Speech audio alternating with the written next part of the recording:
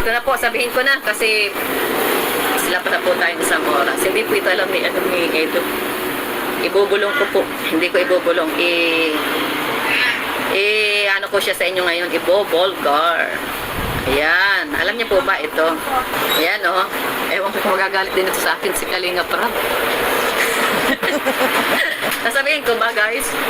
Ang sekreto natin na ilabas ko. Baka magagalit si Kalinga Prab kasi sa kanya ko nalaman ito. Nakakabilib po si Edo. Sigaw po ate. Baka magalit si Rab at ano.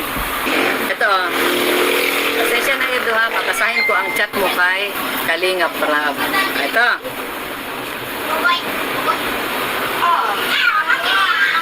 Ito po, kung gano'ng kabait si Edo. Ayan, oh. Kung gano'ng kabait. Sabihin ko na, ito yung chat ni Edo kay Kalinga Prab na nalaman ko. Ayan, oh.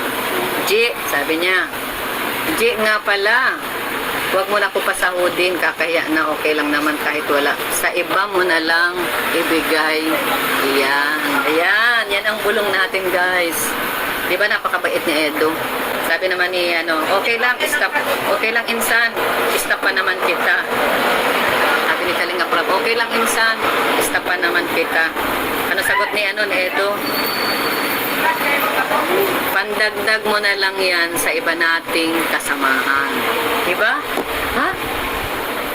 Oh, guys. Palakpakan natin si Edo. Nakaka-proud. Mga Edsy here. Nakaka-proud. Bait po talaga. Diba? Inaaraw-araw na siyang i-vlog ng mga nakapaligid sa kanya. Wala siyang problema. Hindi siya nagtatago. Hindi katulad ng ibang mga dyan. Nag-viral lang. Nagtatago na. Ayaw na magpa-interview. Si Edo po, kahit saan mo siya mapuntahan, makamit, nasa labas, interviewin mo yan, di ka magsimangot, di ano. Kaya tama po ang inyong sinuportahan. Di ba? Ano pang inisip niya? Sabi niya, pandagdag mo na lang yan sa iba nating kasamahan. Oh, di ba? Oh, kasi lingid po sa inyo, lahat po yung mga kasamahan ni Kalinga Prab. Pag sweldohan na, binibigyan po yan. Pero di ko alam kung ano. Yun. So, dahil si Kalinga Edo, meron siyang tawag dito, may kumikita naman yung kanyang channel.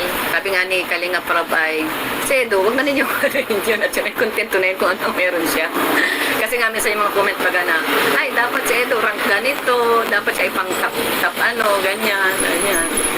Pero, wala, hindi siya ang ibig ko pong sabihin ay proud tayo sa kanya kasi napakabait po niya. Hindi siya yung mananamantala, hindi rin siya nag-iisip na, uy, kayo, lagi na lang ako ang topic ninyo, ako na lang lagi ang wala po. Talagang ang puso po niya ay makatulong lang. Ay di lalo kayong humanga sa bulong ko, lalo kayong humanga kay Edo.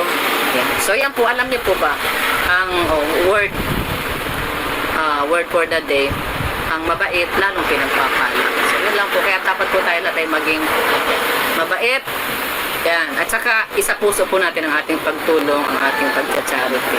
God bless, God bless.